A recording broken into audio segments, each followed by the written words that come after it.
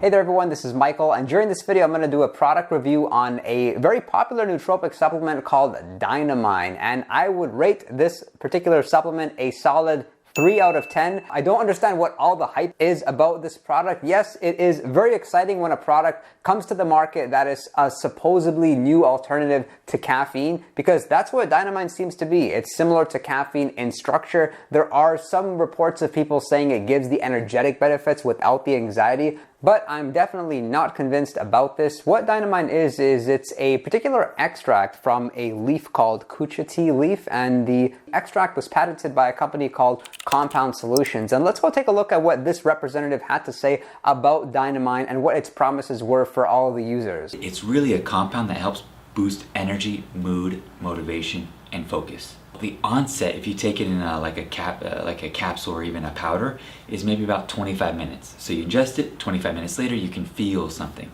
Now, it feels even more intense when you combine it with caffeine. So it makes that 100 or 200 or 300 milligrams of caffeine feel even more intense. Caffeine lasts, let's say, 2 hours. Dynamine lasts like maybe 3 hours. And T-Cream lasts maybe 5-6 hours. So this sounds very convincing. It sounds like it's better with caffeine. It sounds like it's going to help to boost alertness. And really what's interesting is that it's supposed to get in your system a lot quicker than caffeine or theocrine. So theocrine is another, you could say, alternative to caffeine that you may want to consider using for the stimulating properties that you would get. So who Dynamine and who theocrine may be appropriate for are people that typically do not do well with caffeine. Maybe the caffeine gets them too stimulated. Maybe it comes with jitters. It comes with anxiety. That's when maybe you want to look for alternatives to some extent. So the particular product that I tried was this form here. These are the Dynamine capsules from Nootropics Depot. Each capsule is 100 milligrams. The good news is I definitely felt something. I was a little bit stimulated, but if I compare like 100 milligrams of Dynamine to 100 milligrams of caffeine, I like caffeine way more. With caffeine, you get the mood-enhancing benefits. You feel very confident. With Dynamine, you really don't get that. So perhaps maybe you can use it with caffeine, but I would much rather use something like theocrine. Theocrine, which I've talked about in this video over here, it's not that effective when taken independently, but if you take it with caffeine, you'll find that it really gives you like this physical energy, which is sustainable for a few hours. Because with caffeine, you get the physical energy, but typically 3 to 4 hours afterwards, it's followed by a crash, a physical crash and a mental crash where you experience a lot of brain fog. So with Dynamine, this would, of the 3 nootropics, be the worst of them. But hey, that's my experience. Maybe it works for you. A lot of you have asked me to review this supplement, and as you guys know, I do anything for my viewers. So I'm going to take the time to look at some research now and really see if there's any research supporting the effects of this extract, because this is fairly new. We're talking this came to the market back in 2018, and surely there has to be some studies showing that it does have results with improving focus, improving productivity, and all that. So let's take a look.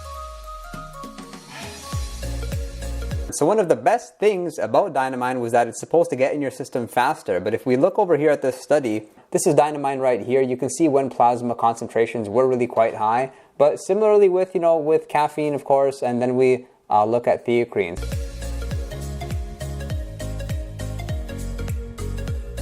I'm not finding anything convincing about Dynamine.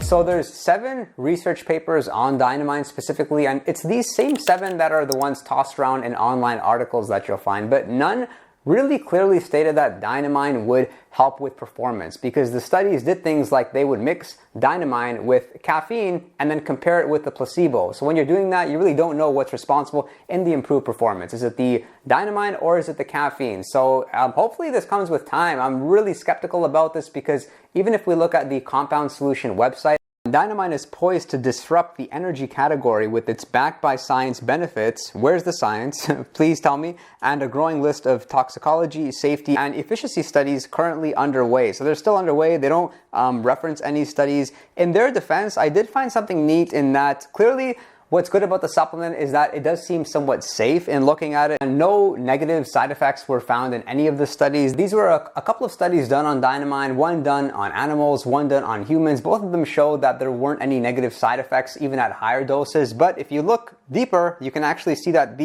both of these papers were funded by Compound Solutions. So I'm a little bit skeptical. We know that Dynamine doesn't really seem that dangerous, but just how effective is it? And this was a neat study in which they used Dynamine specifically to evaluate the performance in a first-person shooter video game scenario. And what they had found was performance, it didn't really increase that much with the use of Dynamine, but here was something neat, is that they had two different groups. One group was taking caffeine, another group was taking caffeine, Dynamine, and theocrine. And what they had found was the caffeine group had their blood pressure up significantly throughout the study, whereas the other group, their blood pressure was up, but not as much. So perhaps in a practical sense, if we use a little bit of Dynamine along with our caffeine, we don't need to take as much caffeine, and therefore we wouldn't have that negative side effect of having our increased blood pressure, which is something to be mindful of course, if you do have high blood pressure to begin with.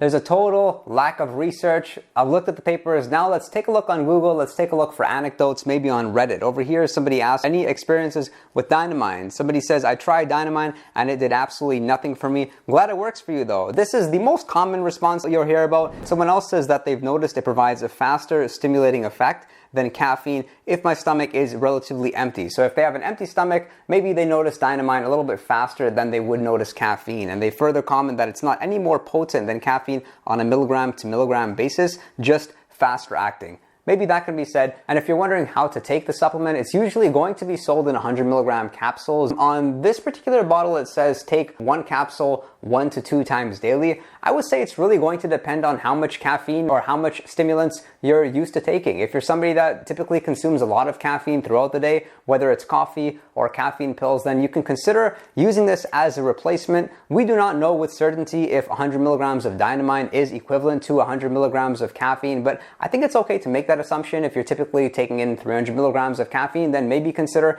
adjusting it to 300 milligrams of Dynamine. Again, only if you really see a need to have an alternative to caffeine in the first place, if it maybe makes you anxious or uneasy.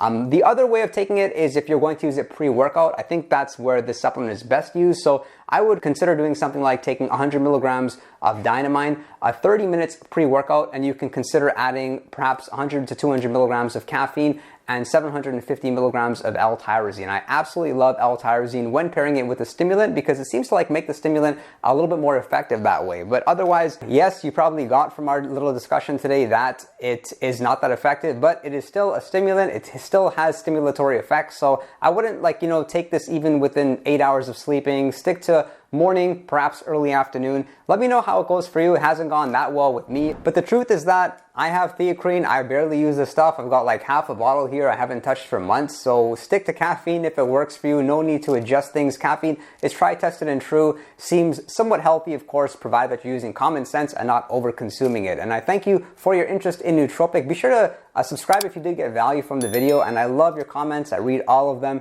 And if you'd like to chat with me one-on-one, then you can do so over on Patreon or send me a direct message on Instagram. And be sure to check out the Discord community, where on Discord you can ask a question. You'll get an answer within a couple of hours, and it's a great, solid community with like-minded people who really want to learn and fast-track their education with nootropics. And I'll look forward to seeing you all next time.